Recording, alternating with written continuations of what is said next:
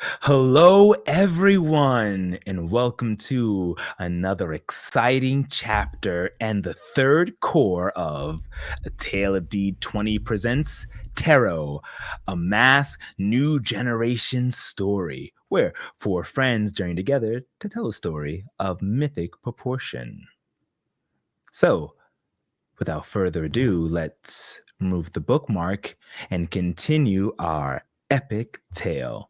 Cue the intro.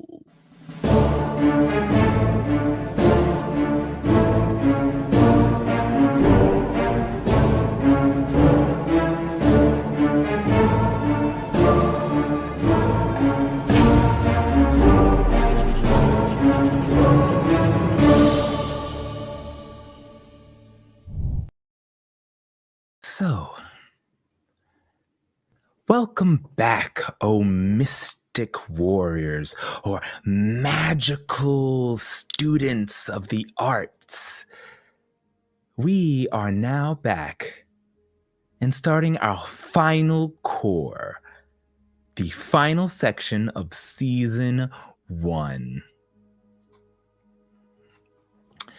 And as we do at the beginning of all of our cores, we're going to do a reading to feel out and have the cards tell us the future of our adventure. For this core's reading, I am going to do what is called a Jungian tarot read. Specifically, the archetype that describes yourselves, how you are perceived, how you believe you're being perceived. That is your persona, your shadow. What are you ashamed of? What's dwelling deep inside of your soul that you want to keep locked away? Your anima. If you were thinking of only just your happiness, what would it be?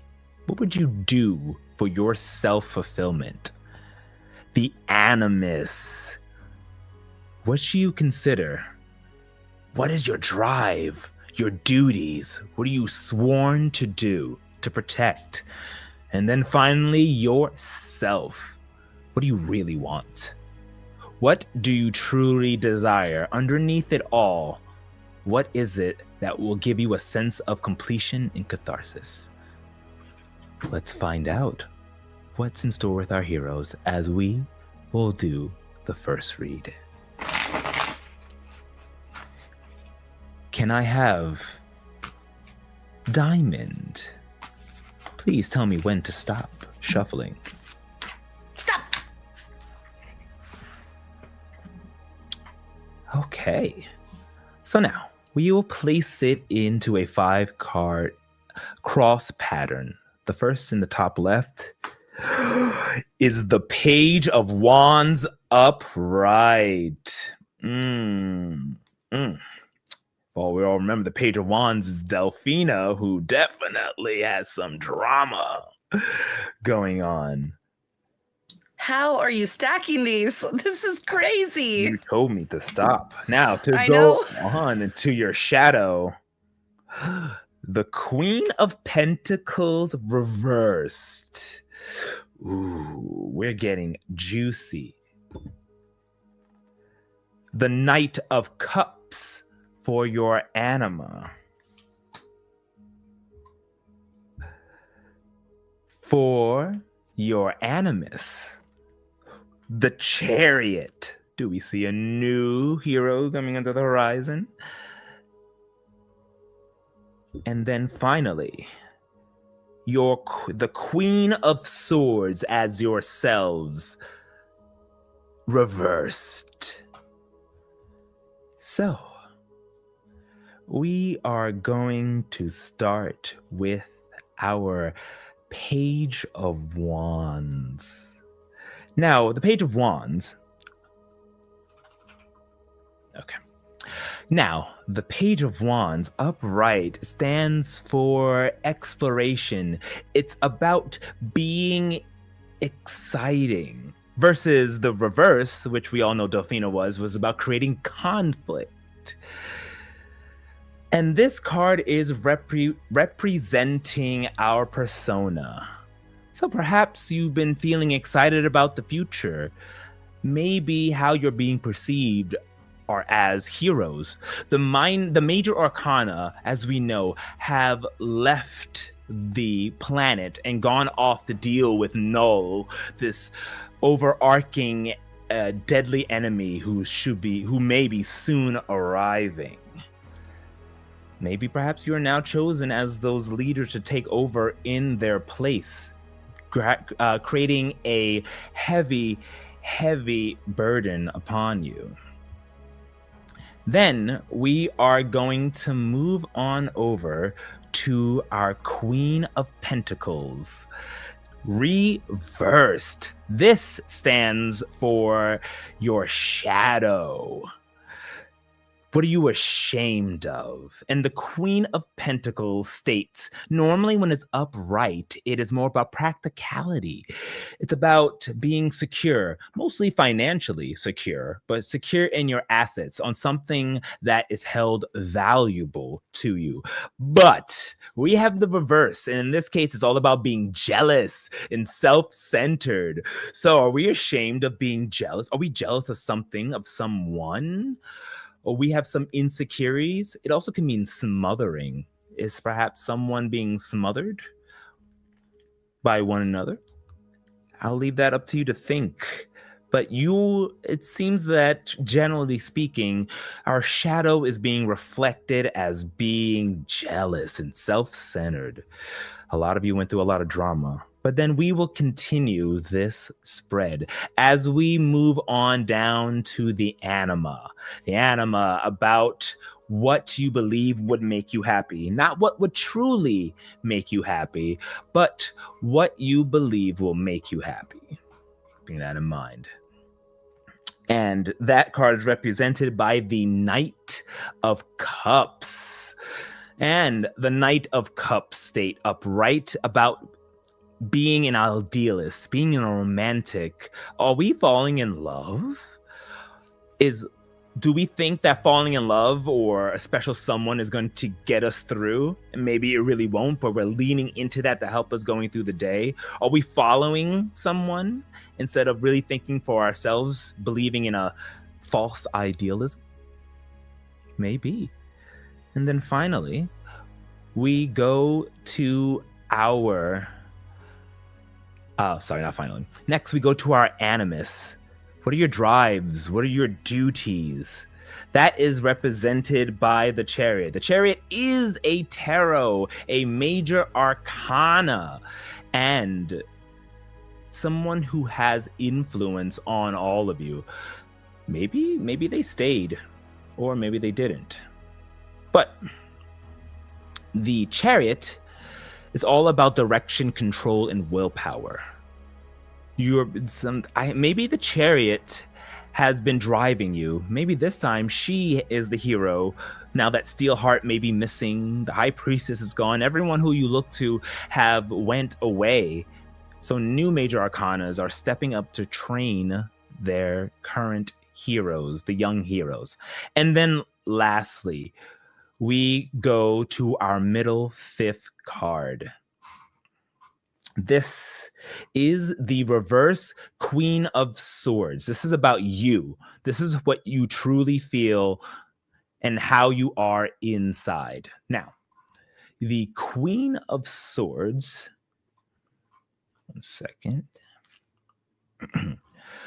Now, the Queen of Swords normally is about complexity and perceptiveness, but this time in the reverse, bitterness, cold-hearted, cruel like steel. She carries a blade in her hand that signifies that it can be a blade of clarity or destruction. And in this case, she is carrying with her destruction. So, when you look into your heart of hearts, are you jaded for some reason? Hopeless? Destructive? We'll find out. So the cards have said their prediction and they have guided us in the future, but only we can choose the path that we take. We can only use this as guidance. With that being said, mull on that, please, as we are going to start with our normal 3-card reading, getting right into the heart of our story. So, this time, Samara, or should I say Hex, please tell me when to stop shuffling. Stop. Okay.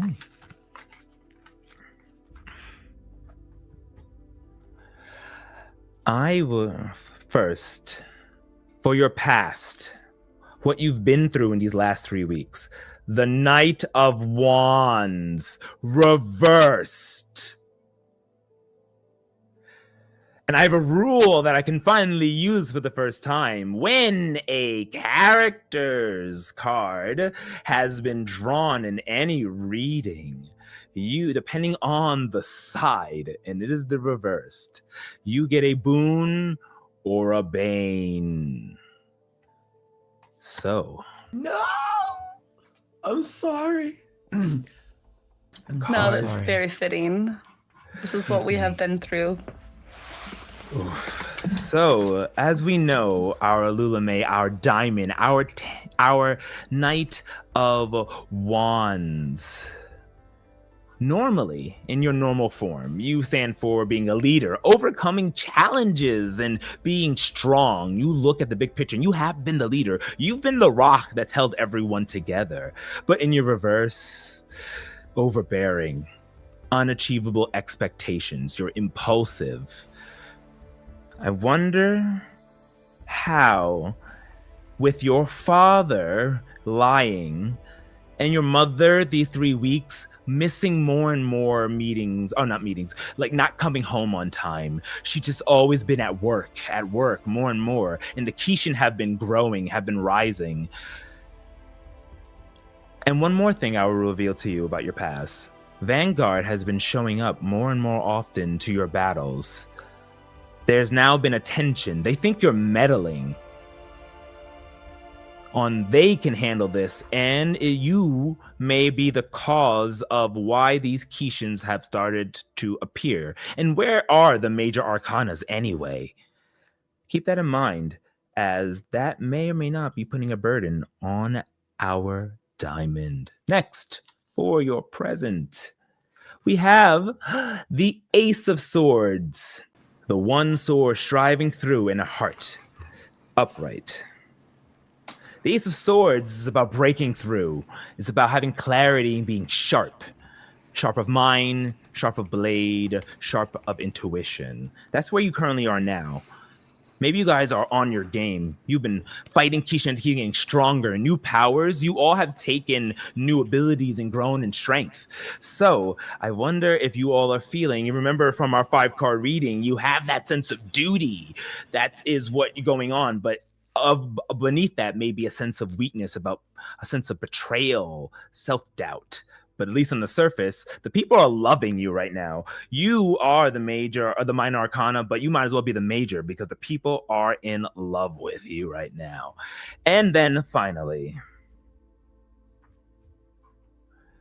the Two of Cups reverse. Your future. This is for me to decide and see how the story goes. But the Two of Cups normally means about unity, but in reverse, because I believe we've gotten this before, it's about imbalance. Your loyalties being broken. Sorry, well, not loyalties, your communication being broken. Tension. If you think you couldn't get tense before, things may be getting even more tense in our final act of the first season. So, we thank the cards for their guidance. Thank you, cards. Thank you, cards. And we shall begin with tonight's episode. There is an earthquake that rumbles beneath the grounds, that you see buildings of Metroton City, this beautiful city of light and wonder, now covered, at least in this section of downtown Metroton, in rubbles and rocks. The scream of the pedestrians can be heard echoing around as vehicles are crashing into poles, and large 15-foot tall Kishin, dark beasts made of shadow, bipedal, standing up, but more like a bear in a bestial form made out of pure shadows, 2 heads protruding from the neck, but this black shadowy fur coming out, frilling from its flesh like flames coming off of a candle. With their white eyes, they shoot around, slashing with their huge paws at the buildings as people scream. But appearing on scene are the mighty heroes of Metroton, the Minor Arcana, working on their way to become the Majors. Heroes on their own rights, we see appear Rip, Diamond, and Hex. So, as you all appear in here, who would we feel would be first on scene? This is kind of a juxtaposition or a parallel to our first episode of the first season, of the first Cour, when you appeared on scene before and Rip appeared. Who this time, unless it will be Rip, will appear. And how do you look and how do you appear on scene? You see on scene, Rip, we're in our Arcana mode, right? Yes, you're fighting Kishin, so you go full Arcana. We're in our full Arcana mode. So we'll say, I believe Rip attacked when I first came on the scene. So in this time, he will defend, and you can see these golden swords of light that people in the city are now familiar with. He's the 10 of Swords, and he represents rebound and change. And so these swords go in and create sort of act as the pillars around people and create these like shields for like falling buildings or like a car that gets flung around. And they, I'll use the defend to defend citizens and people that are in the way. And Rip comes down. He's wearing a sort of skin tight, standard superhero cat suit. It's mostly black with a purple chest, purple forearm bracers with golden trim. He has a mask tight to his face, and there's a big gem in his chest as well that almost looks like a diamond that's shining bright. And there's also just this shimmer and sort of like aura around him as he runs and floats in place. And mostly the golden swords of ethereal light are, scattered around, creating the barriers. But if they're not there, they're in a silhouette behind him. Beautiful. Appearing on scene, blocking as the Kishin was punching down. You see pedestrians like, ah! And your swords come, creating a barrier. We see the reflecting light shimmer as the Kishin backs away, stumbling as you appear gallantly on scene. It's the 10 of Swords. Thank you, Rip. And continue to run away. Fear not, we'll save you. Get to safety, get in the building. Diamond was getting ready for school, and she was in her sort of fabulous walk-in closet, getting dressed and getting ready when she got the message from Rip that, we're needed over here. There's Kishin everywhere. Now, over the winter vacation, Rip had installed basically a little portal, a little quick access for Diamond. So I open the closet door. I walk out of it because I've already gotten dressed. I'm like, man, I was almost ready. I close it. I open the door, and inside instead is a shimmering light instead of the closet itself activating the portal as I walk through into Bryce's estate. One of the doorways that he has installed to be a permanent portal. At that point, I waited until he was ready so that I could step through with him, arm in arm. We got this together. And so fast forwarding to the actual scene, Diamond is currently facing off with several of these giant Kishin, and there's a young woman and her young daughter standing nearby. That, remembering that first scene, we see that parallel. This time I'm not looking for collateral damage. I am going to put the citizens of Metroton first. Control, willpower, everything that I should have learned sooner and didn't. And I will call to them. I got this, young thing. You just go ahead and take shelter over there. Don't you worry. His face is much scarier than he is in reality. And I will punch to... I think this is still technically defend, because I am trying to interpose, but I don't know if it's directly engage a threat. Are you trying to punch the enemy, or are you like deflecting maybe a blow from coming down again? Ooh, good using point. the punch to deflect it? I think right now I'm probably more engaging the threat. I'm occupying them with, they're going to be so focused on me, hopefully they don't care about anybody else. So it's probably more punching and trying to just actively destroy them. Actually, in this case, it's because this is your intro, and this is your intro, so you 100% get exactly what you want. You can just jump in ahead and punch and deflect it before you actually jump into this battle. Beautiful. Fantastic. The Kishin backs away as there is another rumble, and another one of the same 10-15 foot size appears, bursting out of the ground, the cement turning into crag and crackle as fire hydrants flare up with water. And we have our final hero of the Minor Arcana, and that is Samara, aka Hex. How does Hex jump in and make her entrance, and what does she look like? X has had some time to grow into her powers, and I believe last time we saw her, she was actually also able to create portals. It's something that she's not trying to overemphasize because she understands that is Rip's shtick, but she does have a way now to be able to get around and get to places where she's needed, and just for the small price of marking her doom track, she can appear in a scene with anyone that she wants. So in this moment, she wants to be with her team. A door opens, you're like, what? The viewer's like, what's going on? And we see that it's actually Sammy who has moved in, and she has a room all nice and decorated, and she is walking towards that same door, and as she's running through, we just see that she's running, and that's when her clothes starts to get her body starts to get covered in that same purple shimmering light that she's used to being covered in, and that's when her costume materializes.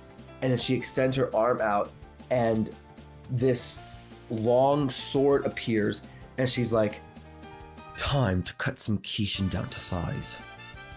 And she's going to slash and throw it as it starts to propel outward, and it's going to cleave right into the Kishin before coming right back to her. Wonderful. You appear on the scene. We get the manga page turns, and we zoom out, and we see an overarching shot of the three of you with your individual focus colors popping up behind you. Super Sentai style, as you arrive and you see that the trouble and anxiety that the pedestrians have, even in this situation, died down so greatly. You have not only defeated the evils from before and righted the wrong that was the Magical Registration Act, but you have shown yourselves over the last 3 weeks to be mighty heroes of the Arcana. As you stand there, at the start of all the sessions, of course, we start with one team in the pool, but we're gonna go and fight us some Kishin.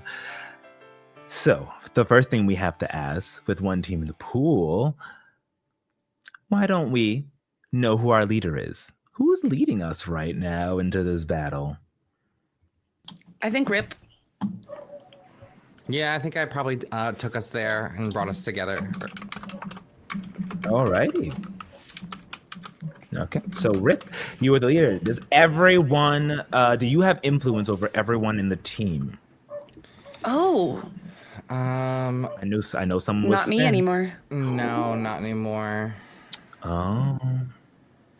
Well, at least you're entering a battle with a dangerous foe, so you get 2 plus the one that you start with. So unfortunately, you do not get an additional. So that keeps us as 3. Okay, 3. Ooh, I wonder how that's going to affect the attitude to each other. Maybe good, maybe bad, or maybe you just see each other more of like on an even level. But if everyone has the same purpose in the fight, we get to add another one. I would say 100% you're all here. All right, so that is 4.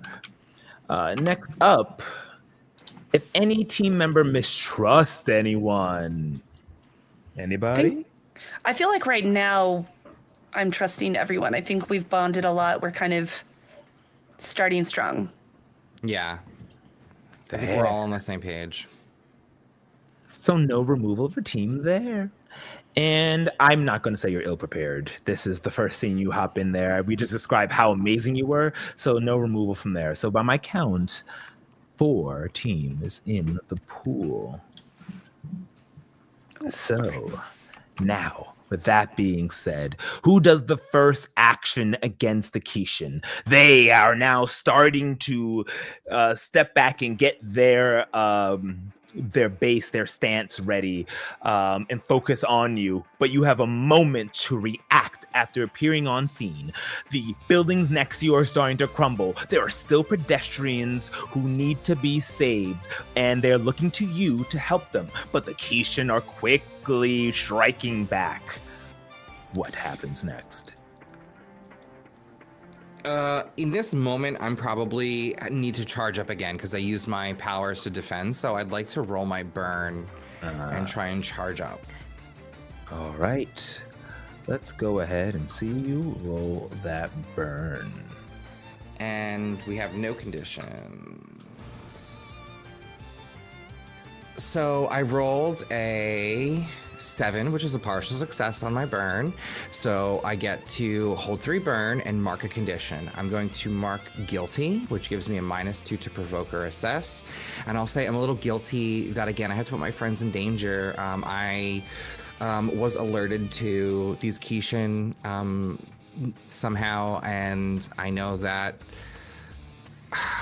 it's just hard. It's hard being the superheroes and responding, but I know my friends and I will take care of it. So I'm just a little guilty over putting them in having to put them in harm's way, even though I know that they won't hold it against me. So I'm just being a little hard on myself. And I have my 3 burn, but I feel like in that moment you sort of see the golden ethereal shields that sort of created a barrier that blocked. You saw the car earlier get smashed up against it. The people that were sort of like petrified ran away, and so those swords disappear, and they now like reappear behind me, and all of the swords I sent out earlier to defend have gone like full around me. You can sort of see that I'm charging up, but I'll say that like took me a moment, so it would make sense if Sammy or Diamond got a first jump, but you see that Rip is ready and available to potentially aid in them now that he has full energy. All right. As you jump in there, aiding, charging the sword, swirling around you, who makes the next action in this battle? I think next you see Diamond, who has just clobbered two of the Kishin into the concrete, but has controlled her strength so that the concrete does not break. It does not cause any collateral damage. And just out of the corner of the eye, like basically the camera would pan and it would show that little girl again, looking with the like starry eyes at the Knight of Wands. And from beside her comes another Kishin who is leaping toward this little girl and her mother. Diamond turns and you see her take the staff, and instead of doing more damage, runs, like leaps. There's a little bit of a jump, and she lands right next to the little girl, slams the staff on the ground. I would like to defend to create a protective barrier away from the Kishin. Certainly. Go ahead and roll with Savior, please. Let's roll. It's a 6. That's not You've good. got this. Don't worry, you've got this. I think that Hex would say out loud, giving you that bit of extra umph and support, using a team from the pool, making that 6 into a 7. Amazing. Good job. Perfect. I think you definitely see a moment of doubt in Diamond's eyes, remembering that scene when she could have killed the civilians. And this little girl is just a reminder of what she failed to do before. But with her friend believing in her, she channels her arcana into the staff, and you see a burst of iridescent light with a little shimmer of purple. Oh, I think that's beautiful, as that is a partial success. So, in this protection, as the Kishin appears in front of you, you see that it's split into two, the large one, trying to become more of your sides to flank you, be faster. It jumps towards you and this family as it hits you and you protect them. Though these Kishin are strong, and at this moment you realize these Kishin are unlike. Let me phrase it. You realize that during your 3 weeks, you've seen a new type of Kishin. This whole like kind of black, fiery Kishin. It's not how they look. They're more fleshy. This looks to be different, something odd, more powerful. And you now realize it's one of them, as you were unprepared slightly. And because even though you do you do hit them, you find yourself striking back a little bit, realizing something new about them. But you don't take any conditions or anything like that. You're just noticing that these are not the normal Kishins that you have normally fought. They seem empowered. So a partial success, I get to keep the NPC safe and then choose one, right? Mm-hmm. So I would like to... I don't have any conditions. I would like to add a team to the pool. So giving that team back, I kind of smile to the side at Sammy with this Hex, this thankful look. And I would like to add a team to the pool. And then it does cost me. I would like to expose myself to danger. Okay. Go ahead and roll taking a powerful blow as this Kishin, new type of Kishin, shatters through your defenses. Ooh, okay. Oh my god, please. This is one I want to roll low, right? Yes, you roll with conditions. Roll low, roll low. It's a 5. Nice. You stand strong. Mark a potential as normal. And say how you weather this mighty blow. I think that I stand and as I see this happening and I realize these are not the threats that we have been fighting. They are stronger somehow. Something has changed. and I am holding the staff. I turn my body, and you see they scratch through.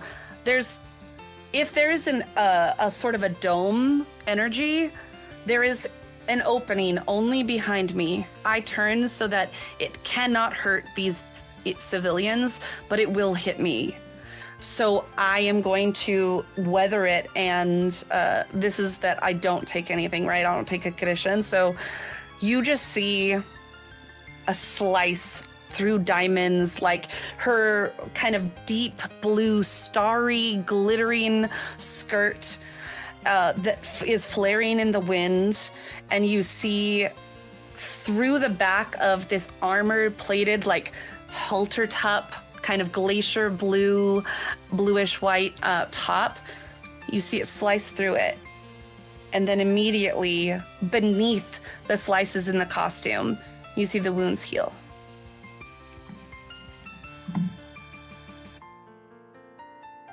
I love that.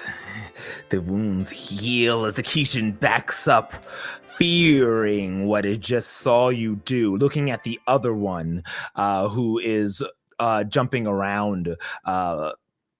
Samara, what are you doing, Hex? So, Samara, Sammy, Hex has been going through something the past few weeks. She's kind of been keeping to herself. She noticed first it was something like right over her heart. It looked almost like a small birthmark. But then it's been growing slowly. And it's not a continuous kind of like mark by any means. It started as what looked like a birthmark, and then it kind of grew out as almost a bit of like a jagged line. And it's only been that since the past 3 weeks. But she's been kind of like keeping it, obviously it's in a very personal area, so she's kind of keeping it like to herself, and it's been very easy for her not to have it been shown. But at that very moment, when she sees what happens to not just Rip, but also Diamond, underneath her costume, we see that alongside that jagged little scar, another one begins to form. As I'm gonna mark a doom track, I'm gonna mark a box on my doom track to use my doomed ability called bolstered. And bolstered is mark your doom track to use an adult move 1 time. And please let me know if this makes sense, but when Hex sees what happens to Diamond, even though rationally she knows that she's gonna live, she's gonna survive, she's fine, something inside of her grows darker as she's leaning into that side of herself that she wants to try and protect her friends at all costs. And the sword that she had created earlier, that she had kind of thrown out, well, that sword, it kind of dissipates as she is going to start to run. And we're going to see that as she's running, her body transmutation is going to like take into the effect of her hands are getting like these sharp claws as she lunges, and she just tears into this thing. And would you think that with that amount of ferocity and force, would this Kishin be considered a vulnerable foe? I would think so. You guys are in your Arcana, so they're always vulnerable to you, unless you didn't have access to your Arcana. Okay. So I would consider that. Okay, then I will mark a box. I will then be able to utilize the adult move, Overwhelm a Vulnerable Foe. I'm gonna go ahead and roll Danger, which is -1.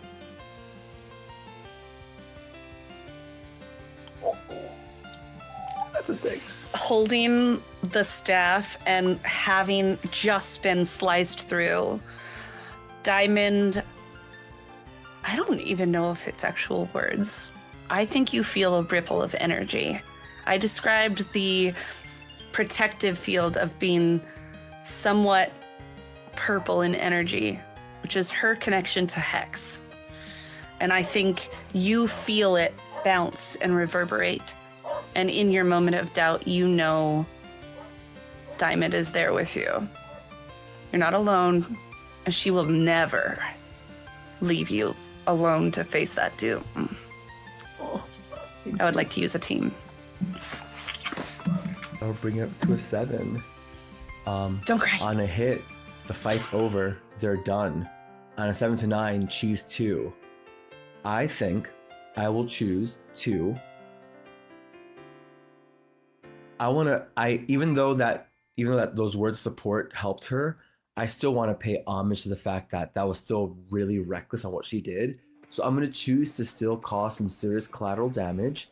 And I think that it's fair that she overexerted herself. And I'm going to take a powerful blow in turn. Those are my 2 options. Okay. And let me go ahead and roll for that powerful blow. I thankfully am at 0 conditions. So I'm rolling a flat 2d6 for this.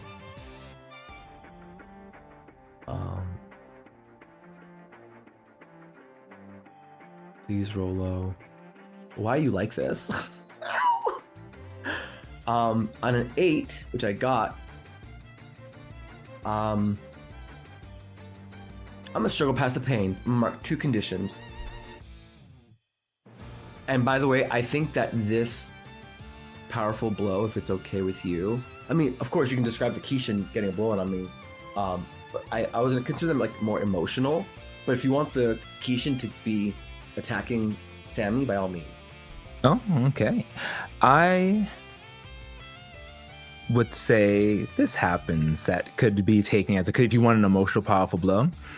As you are charging and you step forward, attacking the Kishin, and you explode it turns into just pieces of shadow and rock. It's like this flaming projectile that shoots out after you destroy this, causing that collateral damage.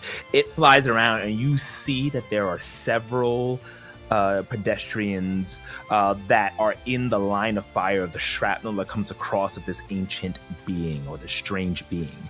As for a moment you hesitate, realizing your folly from the show of your power, appearing, you see are large silver shining skeleton heads that open up, their jaws extending up, catching at all different points of impact, protecting the people. And then a shard of light striking and freezing the large Kishin that is just that right now is in front of Rip, ready to strike again. As it's stuck in place, you look up on top of one of the what looks to be like a lamppost, and you can see with a black top hat, a black cloak, a skull face, and a cane in his hand, wearing gloves that are completely white as well, the shining form of Revenant, the Death Major Arcana. Minor Arcana, as you have to calm yourselves, look deep within.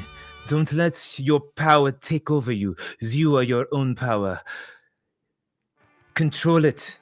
Show the people exactly who you are and what you can do. You have the works to be more powerful than you ever imagined. You are the future of the Arcana Star. You are the future guardians of the Arcanum. Now show them how.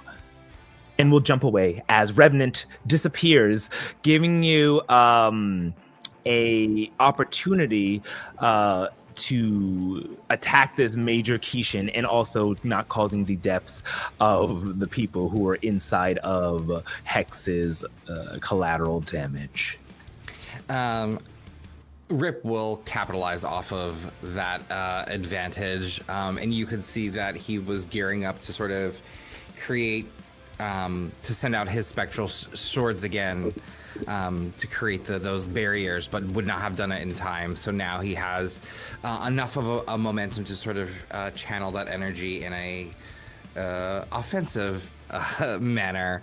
And the Kishin is looking rather hurt at this point, or what's their The Kishin states, is the Kishin's in a paralyzed state. It's completely vulnerable. Its weakness exposed thanks to the light of that the Revenant has shot down on its shadow. Fantastic. I will use this moment then to completely obliterate it, and you can see Bryce sort of floats up a little bit as if he's like walking up into the air, or stepping up into the air, channeling forth the energy of the Arcana, and you can see the 10 swords go out and like sort of fly to sort of create like a collar around the neck of the Keishner into the body. And you can see once they've all formed into formation, he just sort of like looks and like goes to like squeeze his hand, and I'd like to unleash my power and use my ability and 2 of my points to use my reality storm and channel my destructive powers into my Arcana and directly engage this threat, and use my freak to roll instead of my 10. Yes. Nice. Full success. And it says trade blows and pick 2. So I will say, since it makes sense, I will resist or avoid, because it doesn't make sense with them because they're bound. And I will... Can I offer something that will... Sure, please. You should take something from them. As I'm going to say, you will find something special from one of these Kishin, realizing a hint or some sort. We'll say you're taking away their power source, and I'll describe what it looks like. Oh, absolutely. Thereby destroying them. So I will avoid their blows and take their power source from them by slicing them up. And you can see Rip sort of mutters something to himself, and then once the last sword gets into formation, he says, fall beneath the power of our Arcana, and he like clutches his fist, and you see the swords cut in and just sort of cut off the head of the biggest one as they sort of pierce the body, and then like saw into it and just cut through it, exposing the innards of this Kishin that appear to be different, and I will take from it the power source exposed from within. You cut through, grabbing as the Kishin just melts into a puddle of ooze. Something else that the Kishins normally don't do. They normally turn into dust, but melts into a puddle of ooze, revealing what looks to be a gem-like sphere, perfectly cut. This is in a shape of a like polyhedral with 18 different sides to it. It's about the size of, will fit in both of your hands as you cup it, and it's heavy, and even covered in the sludge there is a strange light of almost like a black bioluminescence that's glowing in your hand, as like a heartbeat ending or a candle being snuffed out. It dims until it goes out. Interesting. I will sort of put that in a bag, or hold it until the others come near and be like, this is odd. Normally they don't ooze like this. They normally sort of poof.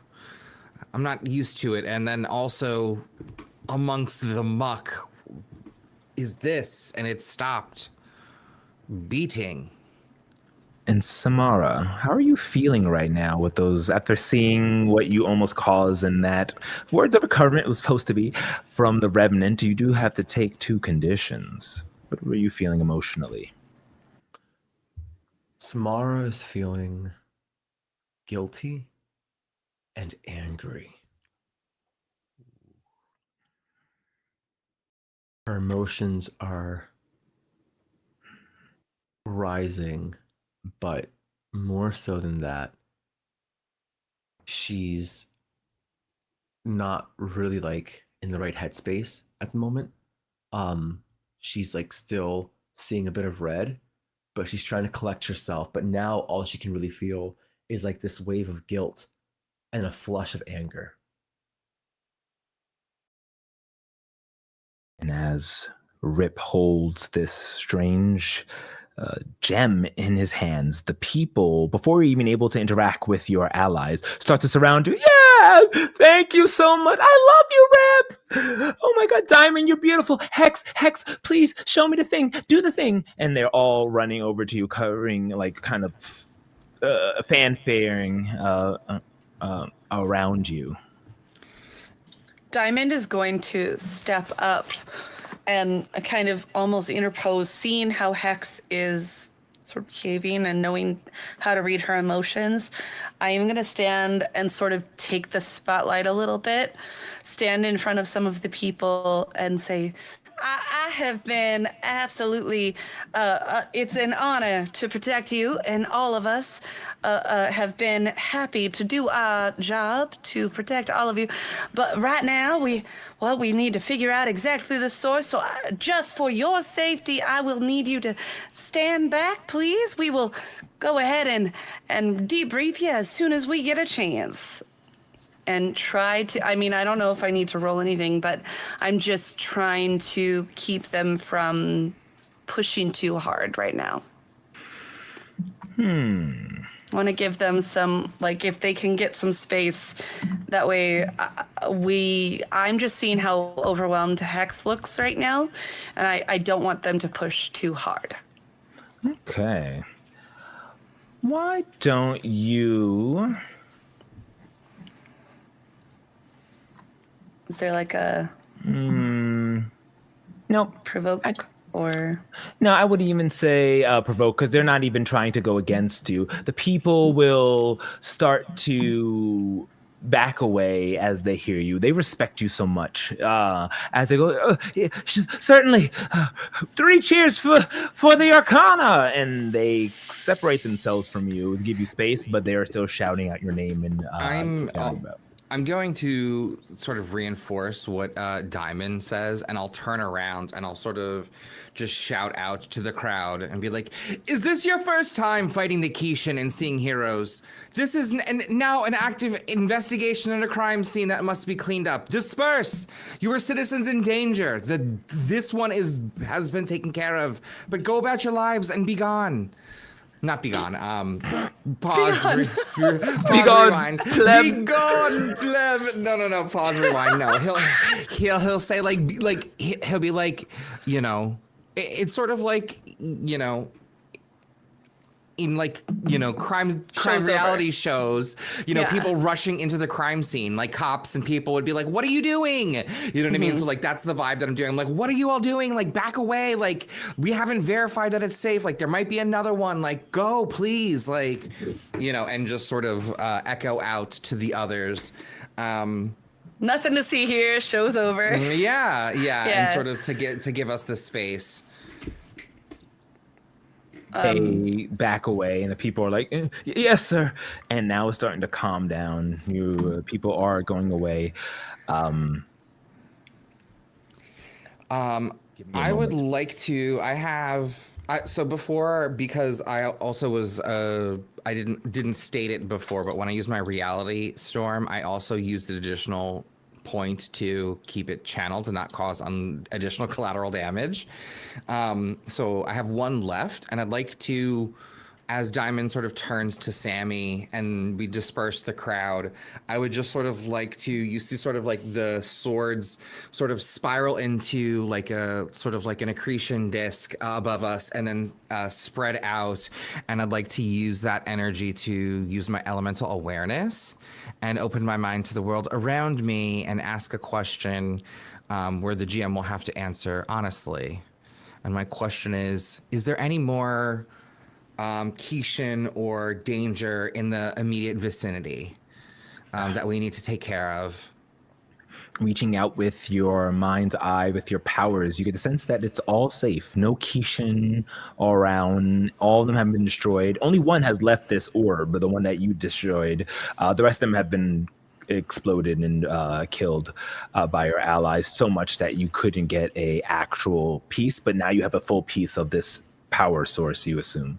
So you are safe for now until you feel, now it's up to you if you would feel you would be safe or not, but this is indeed something you sense.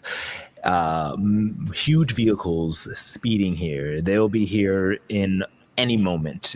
It seems to be about 6 large, almost like Hummer size vehicles that are on ground. They're not floating. The skyway has been cut off because of the danger, so only the groundway has been accessible as these vehicles are quickly making their way, almost tankards. And we're not ignorant of like the stuff that's been happening in the world. So I'll say Vanguard has been showing up. That's what I'm gonna say. So I'll turn to Lula and Sammy, and I'll just be like, the crowds are dispersing, and Vanguard will be here in less than a minute. We have to go. We need to go. I look around. Is Revenant still there, or did he go? He just poofed away. And I thought he poofed away. died. Stop it. And this has not been the first time. You realize he up. wasn't dead, and he's been popping up like crazy, but where has he been? He's never stayed for more than a moment to give you a word of encouragement, and could have probably dealt with it, but left it to you. Yeah, he died. Interesting. But then he keeps he's disappeared. All right. Well, it is almost time for homeroom. So we definitely should get going. Yes, let's go. And then, you know what? Yeah, before we even go, as I kind of put a hand on Hex and I put my arm through like Rip's arm too, I go, I really appreciate you standing by. I don't think I would have had that power if it weren't for you, if I didn't know you were there with me. And thanks. Listen, let's have lunch today. All 3 of us. And I'm gonna try to comfort and support. Just bring a little normalcy to what perhaps Hex is feeling, and try to find that grounding energy. So I would like to use that. Rip is sort of like about to speak when he realized he thought you were talking to him. Oh, because I have like a hand on you. And, yeah, Yes! it's just me being together with both of you. But I have a hand on Hex. And I then have you my like arm. and then you like turn to her, and he's like, ah. Yep. I'm gonna roll comfort or support. It's bad. It's 3. The good news is I have Bull's Heart. When I comfort or support my love or my rival, which Hex is still my love, mark potential on a hit. When you're so never mind. I thought it was either way. I thought that you would get a potential too, but you don't. So never mind. But you still get a You potential. don't. You lose 2. You touch the fizzy lifting machine and you lose. Listen, You I'm still gonna be get a honest. potential. I think what we see is if we were watching Justice League, if we were watching an animated series, we'd see someone with the right intentions saying absolutely the wrong thing and it not landing. That's what we're seeing. Like, Diamond is trying to not say something really emotional, because I think right now, and we're scrolling back to like the actual rolls, right? The cards, I think there's some overprotected energy, a little bit of smothering is happening. So the things that I think Lula is ashamed of, the Queen of Pentacles reversed, is kind of coming up right here, where I think Diamond is so determined to protect Hex, to protect Sammy, that sometimes she forgets she can protect herself. She's like, don't worry. You protected most of those people. She's so worried about Most of protecting you those that people. it's smothering. Yeah. Yeah, that makes perfect sense. Okay, I marked my potential, and I have to pick an advancement because I'm at 5. Ooh. Congrats, hon. But did you want to say anything, Hex, on that? Yeah, I think the hand that you put on Sammy's on her shoulder. I think we kind of just see that she doesn't brush it off. She doesn't ignore it. She doesn't brush it off, but she stands up a little bit too straight and says, "Yes, lunch. See you then." And she steps forward into the portal, as opposed to like walking in tandem.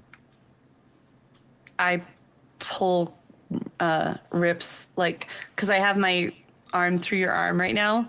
I just hold it a little bit tighter, and you can tell, like, it's happened before. Like, you can tell Diamond is feeling not great about that interaction as we step through the portal. You hear a hushed, like, it'll be okay. I know. Thank you. I think the last word, like, on the manga page is just what the little... a Monday. What a Monday. It's here, actually, that's so much better. Just another Monday. Just another Monday's named the first episode. I know. Yeah. Just another I Monday know. again. Monday again, yeah. Monday again. As you step through. Does it count as a quick comfort and support to Lula? Ooh, yeah. But all right, Right? go ahead and do a roll. Let's see. Go ahead and roll. I don't have Monday. any conditions, but it's still... Yay. Oh my god, at 13. You hear me. Shift your labels or they open up to you. Add a team to the pool or clear condition yourself. Okay, good. I'll clear and condition myself. Boop. I do think I hear you. Yeah, and I'm like, we tried our best. You know, like, it is a Monday. You know, don't worry. Like, we'll be fine. Like, life's hard right now. Do you have to shift mine or hold on, success? Yeah, I... Or Potential. which one do you want? They mark potential, clear condition, or shift labels. It's up to you. Oh, mark another potential, please. And does your friend Mm-hmm. get dinged? Even if a person guides and comforts you, and if they're love or rival? But he's not my rival anymore because of the devil. Who's dead now, so you have no rival. Shush. Yeah. Well, I think that Diamond was scared and was like, if you ever come back, like, you're on my shit list. Yeah. Which is wise. But yeah, we'll see. Maybe it'll shift. Maybe Jessica will be in this episode. We don't know. Oh, I hate Jessica. Jennifer? I don't know. It's Also Jessica Jennifer. That's her Daphne. name. She It's has something. 2 first names. She's Jessica Jennifers. Okay, great. Jessica Jennifer.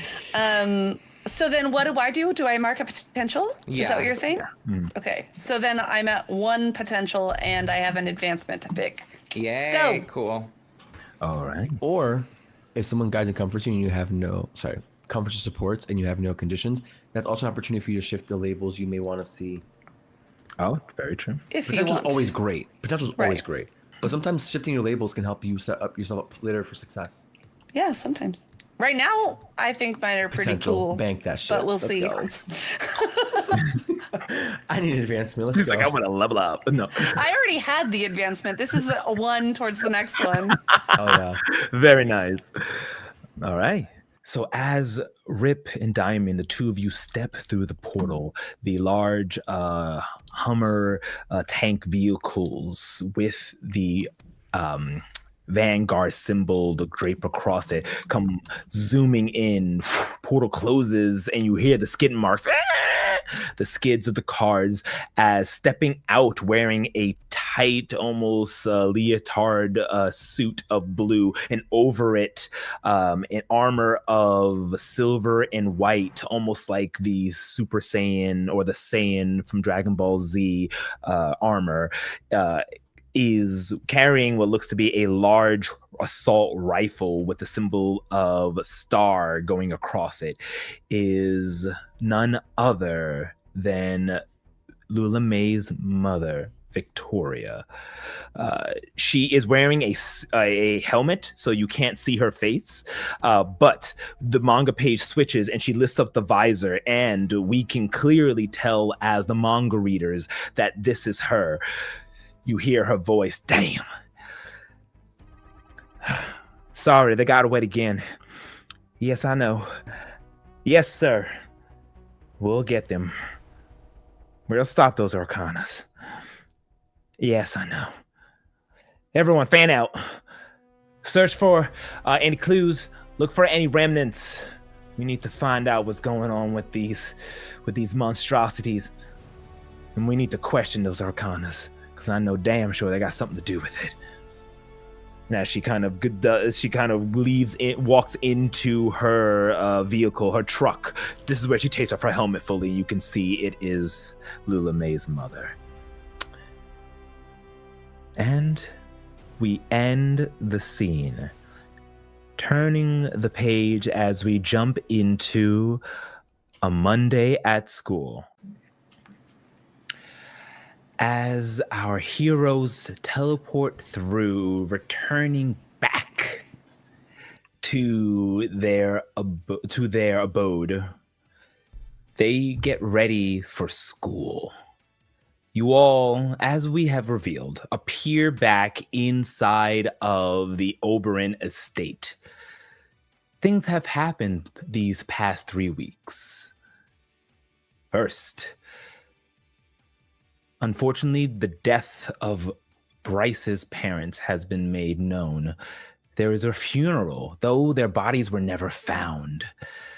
They were put to rest, and the estate temporarily has been left to Bryce himself, knowing the truth about his family, about what they really did. In this time, with the help of his allies, have rid the entirety of the mansion of all cameras, discovered some secrets, more damning proof about your parents' involvements with not only the Umbral Council, but with the revival of Null. This, as they were working with Alejandro, who had a funeral as well, but also mysteriously his body didn't show up. But we now know that Revenant survived the explosion. So what about him? As you all have kind of moved in together for your own reasons, trouble at home with Lula-Mae and Samara and the estate, with the state that she's in, her foster sister Delphina, causing a ruckus after getting her memories returned to her, has now set a barrier between herself and her foster situation, thereby moving in as well with Bryce. How do you all get dressed and get to school? Do you go to school together now that you're living together, for a sense, or do you try to keep up this sense of secrecy and travel alone, as we will arrive in Metroton High? I guess we'll start with, so Diamond does not live currently with at the Bryce estate, at the Oberon estate. The Bryce estate. I kind of like the Bryce estate. No, that's for sure what Lula has been calling it, the Bryce estate. She has taken to calling that every time. But of course, she's conflicted. When Bryce offered, her first instinct was, absolutely, that is a perfect reason to not be anywhere near my father. But she was also warned not to let the parents know that anything is amiss, and for her to up and request to leave, and it would have been an absolute ordeal. Her parents are still alive, you see, and apparently mixed up in some nonsense, at least her father. And so she has taken to working somewhere in the middle. Bryce was so lovely and generous to establish a portal, a permanent portal, so I can open up my closet, and if I, use the proper, code word, perhaps, Bryce can fill me in. I don't know. I do whatever he tells me in terms of that. I don't understand ripping time and space. I sort of rip through physical objects. Anyway. So that's kind of where I'm at. I definitely will try to look my best. It is the beginning of a new semester, and I have college essays to write. I have all kinds of things. And, Steel Heart's gone missing, and I just don't know what's going on. So that's where I'm at. And to be honest, I've been trying to keep a little bit of distance. I don't want to be too smothering. I think I've rubbed Sammy the wrong way a little bit. So been trying to keep my distance and maybe been a little bit cold lately. And Samara, with you staying here, how's it been as you prepare to go? And before we make our rolls and see how our mundane lives have been going, what are the things that you're responsible for and may be causing some anxiety as we pan and turn the page and see you in your chosen room at the Bryce estate, we're calling it? Correct. I think that at this moment, because this is exactly right after the fight, right? Yes. Yeah, I think at this moment is when like she's getting ready for school and she's getting dressed, and she would be like looking down at her chest and seeing that there's now an additional mark, and she kind of gets flustered with it, and she buttons up her shirt, and then she looks at the mirror, and then it's not a condition, but she feels this sense of shame that she still is denying her other half. And she's wondering when that price will have to come to be paid. And then I think she might hear something in the background, and that'll like kind of get her out of her own head before she just finishes buttoning up her shirt and like looks in the mirror and like tries to like fix her hair before being like, and just heads out the door and is hoping that she can get it together, because this is the first day back of spring semester, and she was hoping to make a really good impression. All right. And Bryce, where did we find you? And as we find out the responsibilities and how they've been these last few weeks, what are the things that you are responsible for and worried about as you prepare and make your way to school? Well, now that we're back in the house, and he's sort of become the sole person, it's definitely less stressful after Ben getting, de-recorded or sort of sensitized and removed all of the things that could potentially spy on us. So coming back into the house, he's actually a little bit relieved, and now his worries become more mundane, and it is about his job, about SATs, about preparing for the future, because he fired all of the staff that his parents had because he wasn't sure if they were spies or loyal to them, and they were people that tortured him, they might not have, but his parents did, and they served them, so they had to go. So he has hired new butlers, new maids, new all of that, people that he has vetted, and as the trustee of the Obergen estate, is sort of trying to step into that next stage, knowing that he's going to have to be a full adult soon, but he also still has to get a job ? So he needs good grades ? So that's sort of where he's at right now, and he's changing out of his superhero costume, and probably getting in a car he bought with his parents' money, because now he has his license, and he didn't get anything super crazy, but he's like rushing out of the driveway to like go pick up Sammy, who's like running down the street to catch like the bus. She appreciates seeing him, and in the car no less, and she kind of just like smiles to herself, and She's like, she thinks that like, the internal monologue was, at least it could have been Gordia. She's like, that's in her mind, that's progress.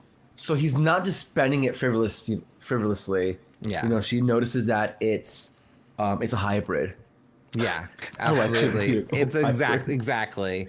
So she gets in the front seat and says, "Thank you."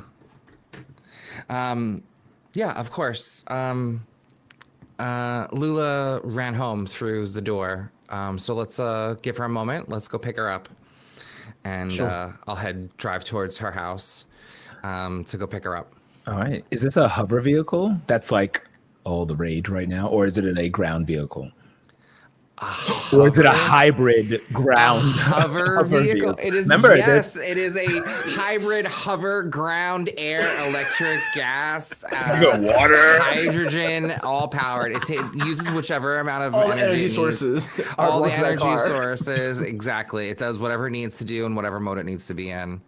Got it. Because Because my parents had like 3 cars each, so like I sold all of those like gas guzzlers in and got this. So, we didn't need like 6 cars. So, boop, sold them and got the one I wanted, which was this one. All right. The other one used jet fuel but this uses like hydrogen that's taken from water that's put Above table. I almost wish you would take the move Kirby Craft. And really just deck out this car. But maybe I will. Maybe. As you make your way traveling to Lula-Mae's home, Lula, you hear the vehicle pull up, and Do I hear it? Oh, I guess you wouldn't hear it because it's. You hear the music of us. I hear the music. You hear the music. You hear the I'm music. so sorry. That was just being so silly. Your mother has not been home yet at all. Obviously, the audience knows from the previous panel that she's currently in the middle of town. And your father is spending another late night at the office doing what possibly you suspect, not running a company, more so working on building some new form of Kishin. Late night. So it's like 6 a.m., 7 a.m. He's not here yet? Yeah. I'm going to ask for something crazy. We already investigated my house, and I know if there's cameras, right? Correct. There's no cameras in your home. Great. Any chance I could snoop around in his lab before school? Dee Dee. Hey, Well, if he's not here. can. So you go to the back of the house, knowing that he's not here when he's always here to greet you. Go into his study. It's full of books on biology and science and technology, something that a normal head of technology would have in their office.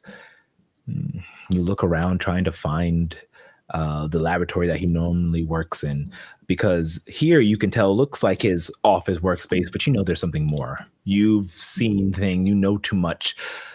And this is the first time you can actually enter his dark evil sanctum, if you will, as you snoop around. You go underneath his desk, slide your hand across until you find something, a depression. Do you push against it? Absolutely. The bookcase, in a very cliche manner, slides across, revealing a metallic door. There is a metallic plate that's on top of it that's about eye view, that looks like it slides to look in. And it has a latch which can be opened, but it looks like it's already locked by a keypad. By a keypad? Mm-hmm. Let me look at this reading that we had here. All right. So I see a keypad and a metal door. This is obviously some kind of secret lab or something in my father's room. It's right before school. I am going to...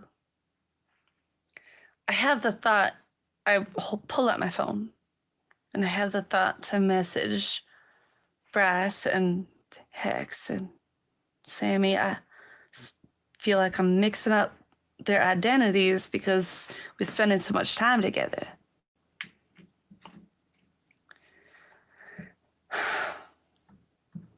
I hold my phone, and then I say, fixing my makeup. Be right out in a second. And I am going to try to break the lock and get in. Okay. You can easily break it with your... Actually, I need you to unleash your powers because Let's this go. is not just some normal lock. This is a reinforced steel. Let's roll. It's an 8. It's an 8. You're not gonna try your birthday first? No, I don't think that's what... honestly, I don't even think it crossed her mind that it could be her birthday. Because she does not feel like she matters to these people. She's a tool of some sort. Well, you You're do not it. a tool to us. You do it. Go ahead But in marking condition, or I'm going to tell you how this will be unstable or temporary, and else it will probably be... I mean, it would be damaging, and hiding what you did will definitely be impossible. difficult, yeah. I'm going to actually mark... what's the most true emotion right now? I am going to mark a condition because I feel like the thing that's driving me to this impulsivity, other than the cards that told us what would happen this session and this score, are, I think she's really feeling angry at her father for hiding whatever he's doing. She doesn't feel guilty. She doesn't feel wrong. She feels angry. He should know what he did. She's feeling right in what she's doing and not thinking about the consequences. So I'm going to say angry. Okay. So you take angry. And is your intent to destroy or just try to get in as covertly as possible? If I'm able to break it in a way that looks like it just malfunctioned. How you do it? Yeah.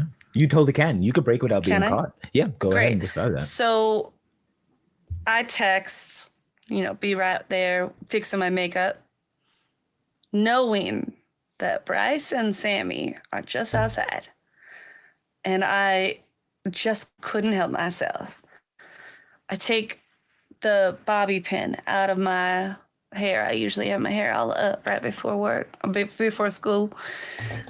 My hair falls down as I take that clip, take one of the bobby pins, and I try to jam it in there. And I'm not a dexterous person necessarily.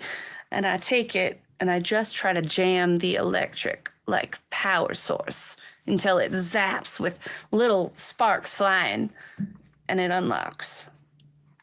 The door opens after you break the electric contraption that held it in place.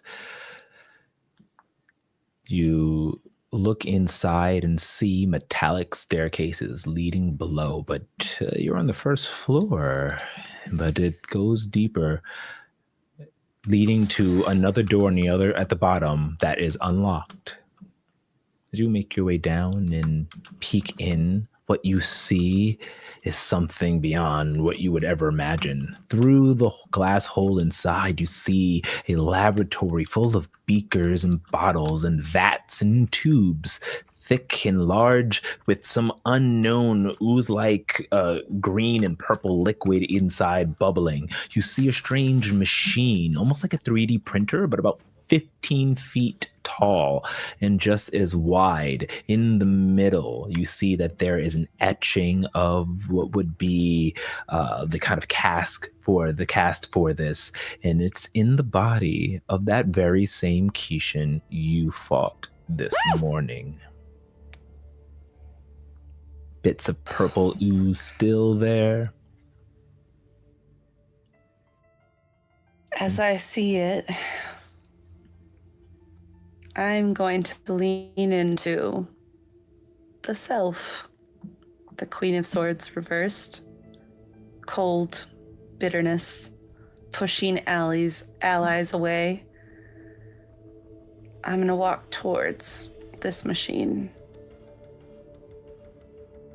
And I'm going to look for a place, a source, whatever seems to possibly destroy it. And I'm going to do everything in my power to destroy this without asking for permission or consulting my allies at all. And you bash and smash away. The two of you are just waiting, and it seems that Lula-Mae is taking extra long, as this is a soundproof area, so you can't hear within unless you're using some external senses. But you... Should we call her? I want to. I think Samara's like, this is not like her. Not She's like been her there for at too all. long. And you know me, I'm gonna use my flares. My hair. I mean, I don't want to take away from this beautiful scene, but I think I want to butt in and figure out what's going on and let Bryce in on it, of course. You are not taking away from it. Like, this good. is meant to be a back and forth. Yes. I'm describing what I think where Diamond is at right now. Oh, God. I am all for anything that you guys do. I'm so scared for you, girl. No, I You're in think this danger. is... Listen, big swings! Big swings. Yeah. Spoke like someone who knows they're gonna make it a season 2. Okay. I'm the doomed, but no, you're right. Well, Boo. okay, You're gonna bitch. make it. You chose. But yes. Absentee, that part. Love you. She is in her feels today. Really? I'm kidding. She is I like bitter. She's queen. What is that card? She's embodying. The Queen of Swords reversed. She's embodying that Queen of Swords reversed. I like to charge up my burn, my love. Okay. Can we do it together? Let's do like a cutesy burn, double burn. Oh my god, Sure. please do. Sure. What does yours look like, I guess, right now? So when you say like, we're like, it doesn't take her this long, like the song has finished, we like, the news came on, we like shut off the radio, we started talking, and then you're like, something's not right, or you sort of like say like bad vibes, and like you start to charge up, and I do as well, and you see like as we go to like move your hands, sort of like you like move your hands between your face and you see like the after image, you sort of like see that like, but like ripples, and it's sort of like like his whole body, and you sort of just see these like after images and like of like power start to surge. Nice. I got a 12. Oh my god. Okay, let's see what I get. Okay, I'll take a 9. Nice. And in that moment, I'm gonna mark, because I'm using elemental awareness. I have to mark a condition. I am going to go ahead and mark afraid by what I'm about to find out. And I believe, as per the text, spend 1 burn and mark a condition, afraid, to open your mind up to the world around you and with your powers. You can ask any one question about the world around you, and the GM will answer honestly.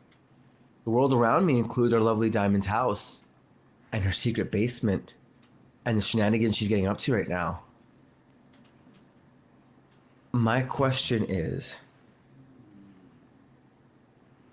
what level of catastrophic danger has Diamond just unleashed upon herself by destroying this machine? You sense that this place that she's destroying has cameras, has security, and she just walked in there and started just destroying the danger. If her father would to know, or anyone who has, this is like a laboratory, and who knows has access to it, her identity may have been revealed. Bloody hell. What now? Why would she do this? And she completely spills the beans. And as she's spilling the beans, I don't know what Bryce was going to do with that information, but that I am satiated. I am satisfied. You I also have a condition, Bryce, to take. took angry, and I'm angry that Lula wouldn't come to us. We're literally outside of her door. She literally just texted us, I'm doing my makeup. I'm like, make up my ass. Make up my ass. But also when Sammy says that like her identity could get out, and I know that Diamond and Lula would not want that in her right mind. I would like to unleash my powers and use my burn to overcharge and take a 10 plus when I unleash my powers. So that way it is a guaranteed success. And I'll use the 2 burn and I'll say, no.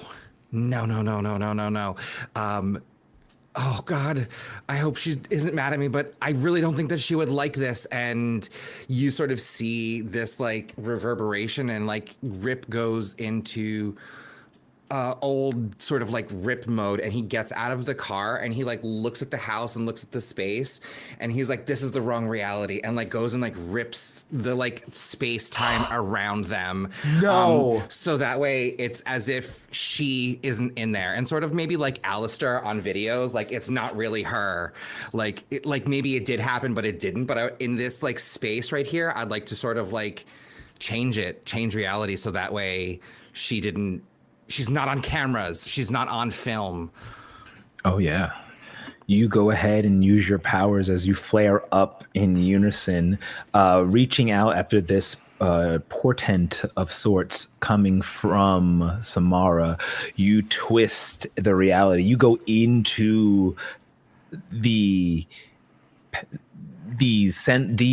continuum that is this moment in time, and shift it in a way, and we see the reality start to not crack but turn like a dial, sliding across itself as if it was 2 pieces of sharp metal or glass, and twisting and turning. Things are warping and rewinding, and although Diamond still, or I should say Lula-Mae still destroys it, all vision, we see a scene of, as the manga page turns, all recordings start to rewrite itself and just show an explosion, like something else more fathomable that could be the reason for the destruction that she is causing here now, thereby saving identity. Ooh, girl, you all saved yourselves with that. Can I ask? So you shift reality. Do you can I say if I think I see any effect of this? Please. Bryce? Yeah, please. Okay.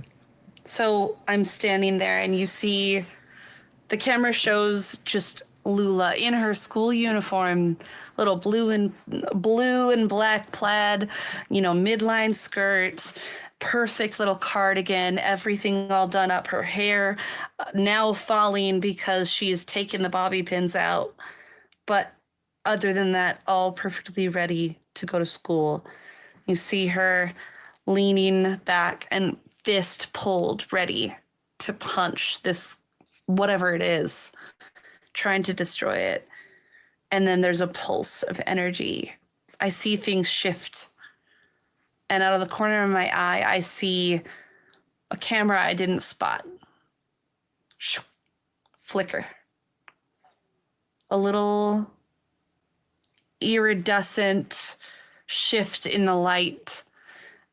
And I remember Bryce's home and all of the cameras that he and I, and with Sammy's help as well, all three of us destroyed and took out of the equation because we knew somebody was watching us after his parents died. And in that moment, I shake out of my anger. I'm still angry, but I have a moment of control. I grab the phone. Shh. I may have messed up. I might need help. And I think you're already looking out for me. I'm going to get out of here. When she says, when she sends the, like, I think I need help, because I'm assuming that it's like multiple lines. It's like 3 lines. Yeah. I have one No more caps. burn. I have one more burn left, and I'm going to use the snatch. And you can use your powers to seize any object up to the size of a person. It says within view, but I feel like knowing that you're within this space and, melding this reality, I feel you're going to snatch Diamond out of that space. And with that sort of like iridescent sort of like shimmer and ripple, you sort of it's almost like stepping through a portal, but this one's like, you're being pushed through it or pulled through one. You know what I mean? And pulled through. Yeah. And, your friends, it's like, it's sort of like your friends are reaching through. Oh, actually, yeah. I've used this analogy before. I like this one better. You sort of like cellophane and like a hand is like poking through, and it's like, you see like Bryce's hand like reaching through this like as it space. Opens. I'm going to reach through, but I'm pulling back, holding on, and I'm going to say, I don't know if he's gonna know I was here. There's something bad. We have to deal with it, but I just need help. We know. Sammy saw. We'll help you. And I'm helping you. Come. I pull on your hand and I try to pull you to me. And I snatch you to me. Yeah. So you feel the resistance. You feel like I have this instinct to pull you, like you need to be here, and then you pull me to you. I think I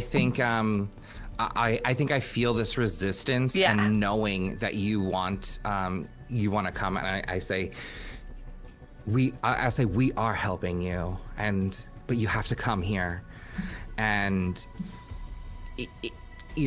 that, like, your magic is stronger than me. Yeah, this is it's more narrative. It's not like I'm gonna win narratively in the fiction that we're building here. You feel me trying to pull you to me, and your power is stronger than mine. Obviously, it's not something I wield. Of course, I think obviously, like,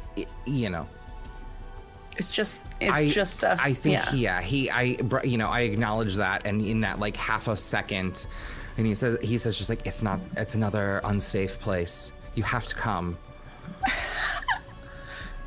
I mean, it happens, and I arrive with you. And I envelop you and pull you out, and it's sort of like wrapped in your arms, and you just see me, like, there are tears at the, like, truly welling up. It's very rare that Lula cries in front of other people, and you see tears that she can't fight back.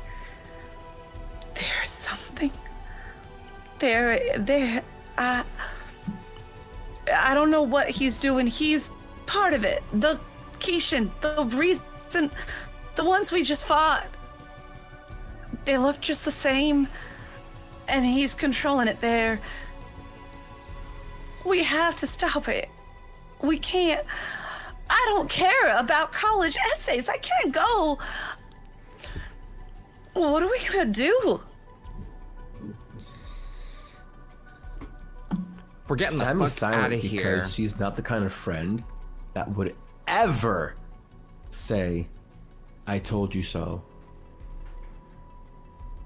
She told about her dad weeks, if not months ago. And we've had conversations about it, yeah. And now she's like, she doesn't know what to do because we're in way above our heads. The Major Arcana are not here anymore. So Sammy's just silent and just contemplative, thought like. Get in the car. Well, she's still in the car. Get she in got the car. pulled into the car. To Lula-Mae. Get in the car. I said I was Sorry, I'm so standing sorry. outside. Oh, okay. I said I was standing outside when I was doing the house. I'll get in the car. Get in the car. And I'll sort of like open the door and like push her in, push Lula-Mae in. I'm like, we're getting out of What's here. gonna happen when he sees that, Nothing. that someone broke in? He won't. I fixed it. I grabbed it and I threw it away. The cameras, you saw them. They were shaking Bryce, and they're not there. Lula, he's not gonna know. He's not gonna know. And I close the door and I run to the driver's seat and I drive away. And I'm driving towards leaving town. I'm driving not towards the school.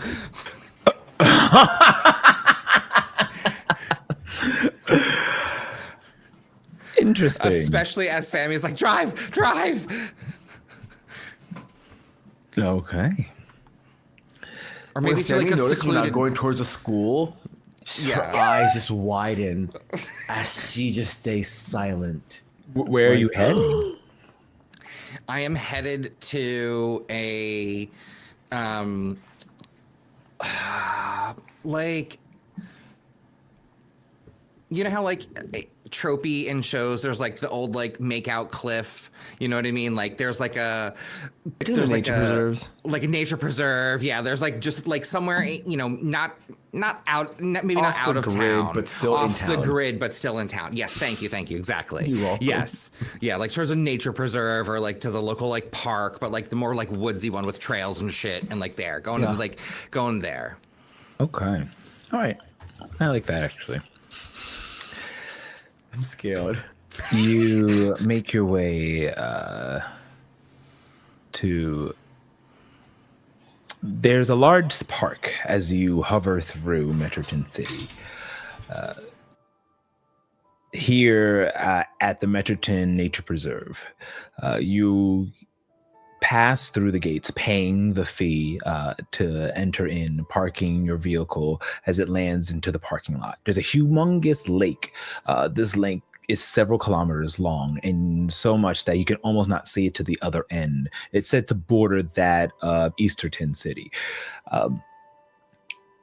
You find a secluded area in the woods where like these tall sakura trees grow, casting in spring, they would be starting to bloom, though it's still early spring as light pink petals extend from thick branches, hiding you from inside some petals on the ground. You find a small little log where you can relax and sit as you find yourselves in a safe, secluded area, the sounds of woodland creatures scurrying in the distance. What do you do now? What exactly are we supposed to be doing here? This isn't... What?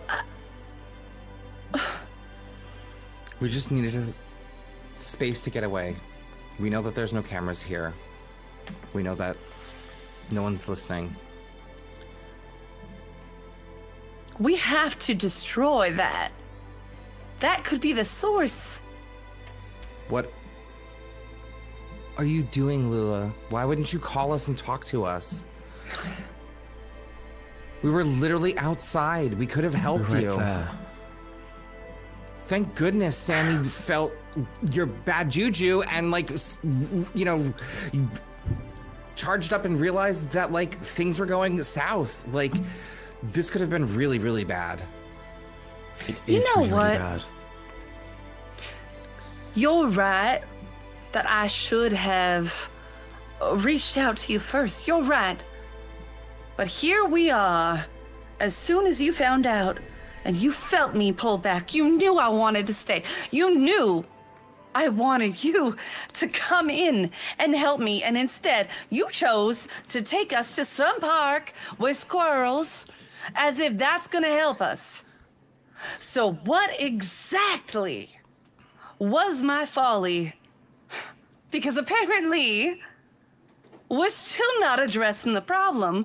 We're running away from it. I refuse to run away from this. I don't care if it costs me living in the... I mean, Bryce, you offered for me to live at your estate after your parents died. And I only stayed because I did not want my father to know that I knew anything. And how is this better? I like look at Sammy and then like once Lula like finish her like tirade towards us, I'm like, are we in crazy? Are we like, am I crazy here, or is like she's like gone off the handle and like put us in grave danger? Like, am I taking crazy pills or her? And I say this out loud, like, because this is insane. Do you have influence over Lula-Mae or no? Yeah. No, Lula-Mae has it over Bryce. You do. Bryce He doesn't. Yeah. Okay. When you say that, I go like, Bryce, understandably so, Lula-Mae may have caused irreparable harm to that basement and possibly given things away, but at the same time, she should have an agency. She had an opportunity to ask for our help and she didn't. We should respect that choice. If she wants to go in there and find out answers for herself, then she looks at you, Lula-Mae, and says, do you want to go back? We have to. He then won't be looks at gone Bryce. forever. Then let's go back and destroy the place. As you think about going back and wonder, the time ticks on. School day about to begin.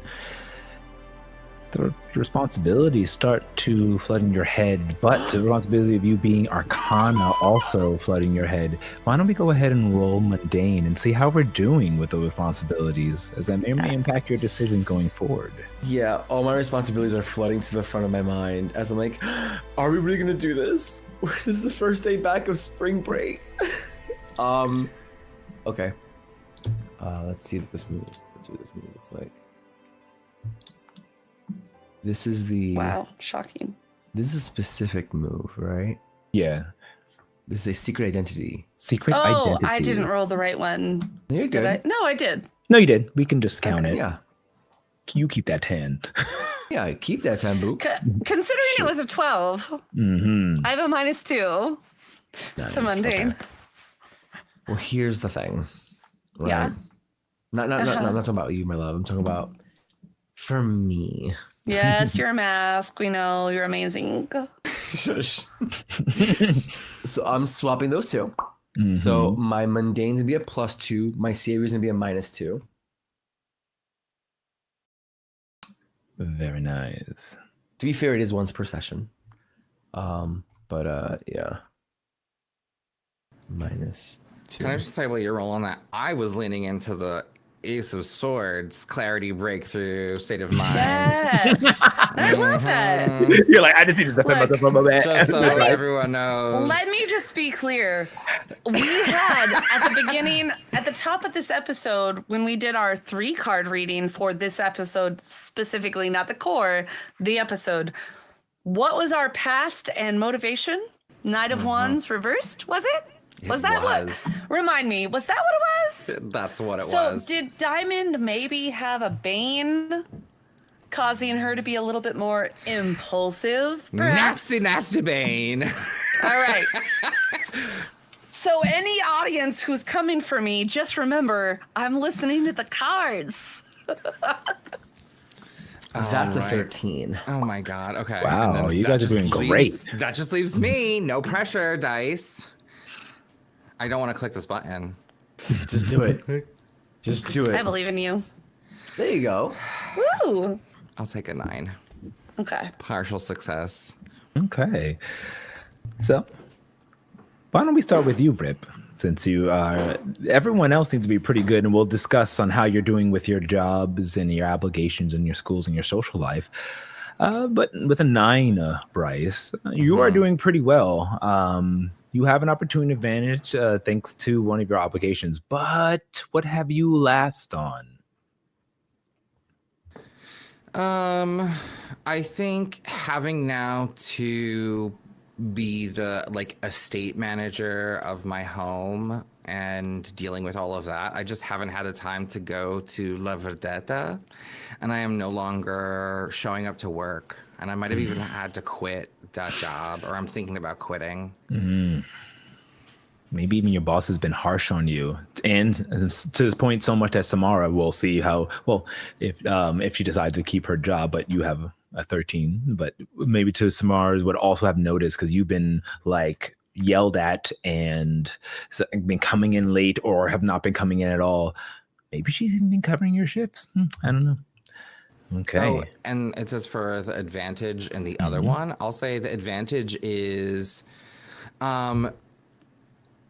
I've been doing extracurriculars and extra credit for school because I've been secretly afraid that I'm like a dummy and I don't want to be a dummy.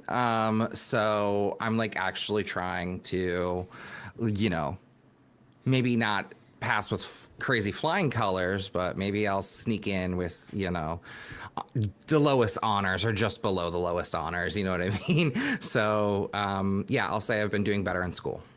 Got you. All right. And Samara, you rolled a 13. Your 3 obligations. You're doing well in all of them. Explain on how this is helping you advance further. All right. On a full success, things are going pretty well. You have an opportunity or advantage thanks to one of your obligations. And I would like to think that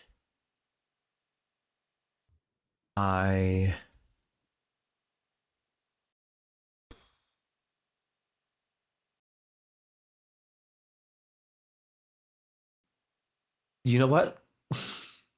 You know what? I am actually over, I think it was during spring break. There was a bit of a scandal, and some of the board members, maybe the president and the VP, and maybe even the treasurer, because remember I was the treasurer, right? Yeah. Sorry. I think the president, VP, and secretary might have had too much fun during the spring break and they got busted, and that does not show good morale. So I think that Sammy might have just become being the last one, might have just been promoted to president, and now it's her job to maybe fill out the rest of the cabinet. So maybe that could be an advantage, or maybe it could be an opportunity, up to you. But I think I'm choosing the student government. Oh my goodness. Jessica Jennifers has been kicked out. Of just student government. She's Yeah, still in just school. student government. Yeah. And now you run things. Yeah. Love it. Let's hope that you can, but that's going to take some focus, and you have a looming doom coming behind you, and your responsibilities are Arcana. But so far, so good. And last but certainly not least, Lula-Mae also kicking it. Maybe too much. Maybe that's pushing her off the edge. Maybe that's stress. But you have 3 responsibilities, and how are those obligations, and what advantage are you getting, and how have you moved up in the world, if you will, in one of those?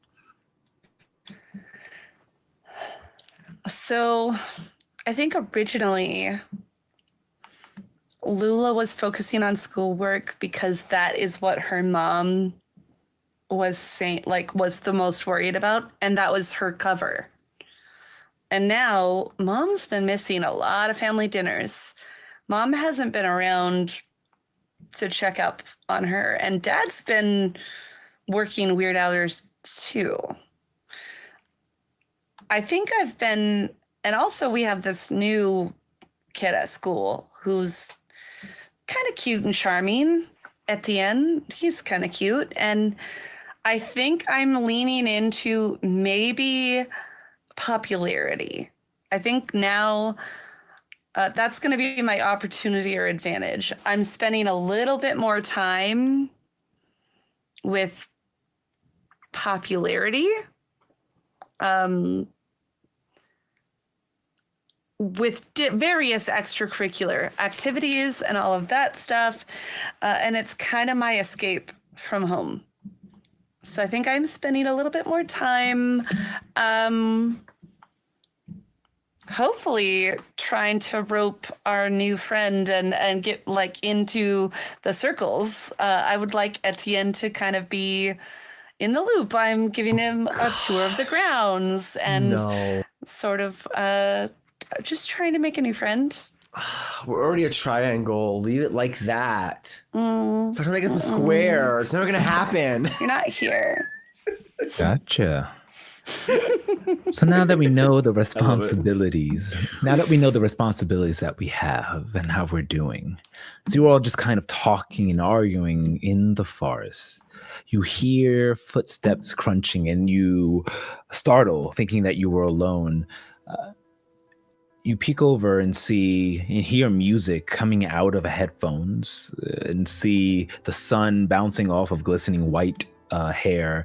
And even it's still chilly, wearing a beanie hat and black clothes. A familiar face here as Etienne Rockford peeks around the corner and says, "Oh, I thought I was the only one who came out here before school. You don't seem the type to be on the rebel side." I'm very rebellious. Sometimes when it's appropriate, I do sometimes rebel. I'm not sticking in the mud. She comes out here to smoke cigarettes. Trip over a bench. Smoke cigarettes. I don't smoke. This is a disgusting habit. It's fine. But I like to come out here sometimes and, just breathe in the fresh air. Where I'm from, I don't get much clean air from trees and forests, so it's nice to be in the sun. But in any case, you all should be getting to school. There's supposed to be some sort of test. I'm not sure. But I don't go until third period, so. Oh, I forgot. I'm actually, part of the reason that we're here is that I just was feeling a little bit sick, So my friends, they were just trying to take care of me because I just don't know. And I don't know if you heard, of course, Bryce here just recently lost his parents. Rest in peace. So, it's been a difficult time. And we're going, actually. Lula needs to go back to her house. Bye. I think Sammy's gonna start pulling Lula-Mae away. Yeah. Because she's not ending this conversation anytime soon. No. All right, be safe out there. It was nice seeing you. The windows. I roll all the windows up. I hit all of them. You fly up. He looks up at you as you fly to your next destination. And then we get the final scene, a shot behind Etienne as he's wearing his jeans, as swirling in with stardust and a warp in space as the sound of can be heard. A Small jackalope, black furred Nixus appears. Nixus, I don't think they're ready. They have to be. They have to be for what's coming. Don't worry, I'll do what I can to make sure they are ready. Because if they lose, then I feel all will be lost.